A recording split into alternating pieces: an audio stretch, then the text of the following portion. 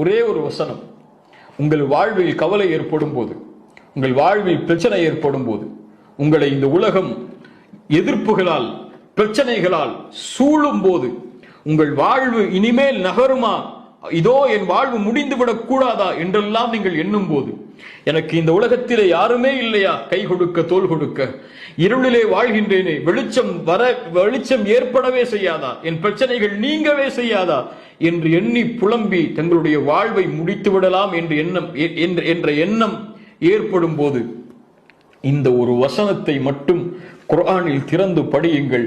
உங்கள் உள்ளம் அல்லாஹ்வுடைய அன்பால் நிரம்பும் இன்ஷா அல்லாஹ். எந்த வசனம்? குறிப்பெடுத்துக் கொள்ளுங்கள். எல்லோரும் ஒரு பேப்பரை எடுத்து அந்த பெண்ணை வைத்து அதில் எழுதுங்கள் அந்த வசனத்தை.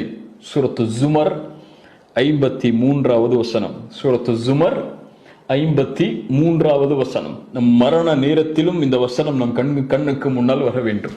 மலக்குல் மௌத் எம்மை அழைக்க வரும்போது, அல்லாஹுவை சந்திக்க செல்லக்கூடிய அந்த நேரத்தில் இந்த வசனம் எம் கண்களுக்கு முன்னால் ஓட வேண்டும்.